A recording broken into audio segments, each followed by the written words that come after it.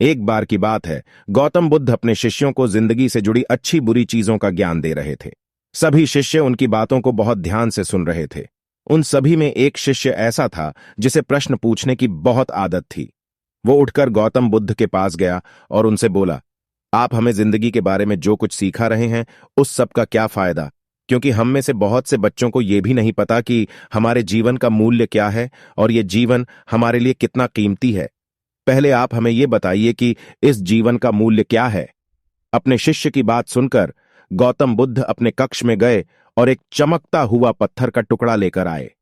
वो टुकड़ा उन्होंने अपने शिष्य को दिया और बोले, मैं तुम्हें इस जीवन का मूल्य तब बताऊंगा जब तुम इस पत्थर का सही मूल्य पता लगाकर आओगे। साथ ही यह ध्यान रखना कि तुम्हें यह पत्थर का टुकड़ा किसी को बेचना नहीं है। गौतम बुद्ध की बात मानकर वो शिष्य बाजार की तरफ चला गया।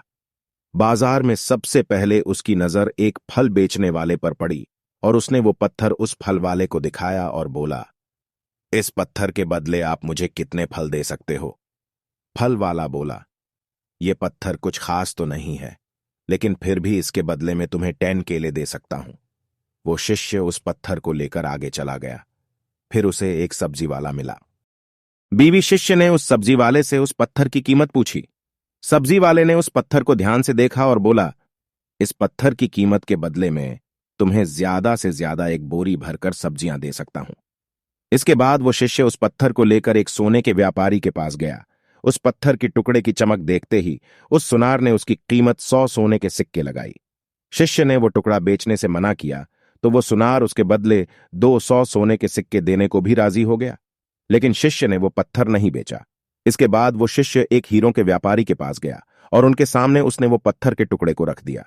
उस पत्थर को देखते ही हीरों के व्यापारी ने एक साफ कपड़ा बिछाया, उस पत्थर को उसके ऊपर रखा, फिर उसकी परिक्रमा की और हाथ जोड़कर उस पत्थर को कपड़े में लपेटते हुए वो बोला, तुम जिसे मामूली पत्थर समझकर उसकी कीमत पूछ रहे हो, असल में ये एक बेशकीमती रूबी है।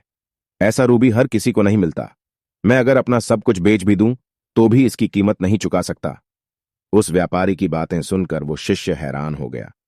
वो दौड़ा दौड़ा सीधा बुद्ध के पास आया और उन्हें उसने जो कुछ भी बाजार में हुआ वो सब बताया।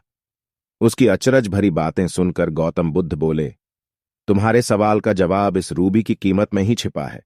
हमारा जीवन भी एक रूबी है, रूबी की तरह यह भी बेशकीमती है, लेकिन हम इस बात को हमेशा नजरअंदाज करते हैं और अपने जीवन का मूल्य नहीं समझते।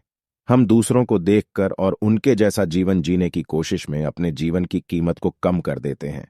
हम ये सोचते हैं कि हमारी जिंदगी की कीमत वही है जो दूसरे हमें बताते हैं, लेकिन ये बात हमेशा ध्यान रखना कि सामने वाला अपनी हैसियत, बुद्धि और अपनी समझ के हिसाब से तुम्हारी कीमत लगाता है। जिंदगी सिर्फ एक बार मिलती है, इसलिए इसको बर्बाद ना करें। अपनी जिंदगी को उतना ही कीमती समझें जितना कीमती आप अपने बैंक में रखें रुपयों को समझते हैं। आज के समय में लोग अपनी जिंदगी से ज्यादा कीमती प्यार, पैसों और दिखावे से भरी चीजों को समझते हैं। प्यार के चक्कर में लोग सुसाइड कर लेते हैं।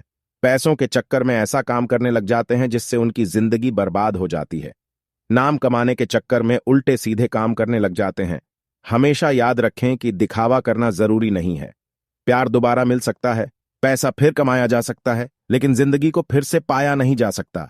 इसलिए अपनी इस बेशकीमती जिंदगी को अच्छे से जिएं, हर पल का आनंद लें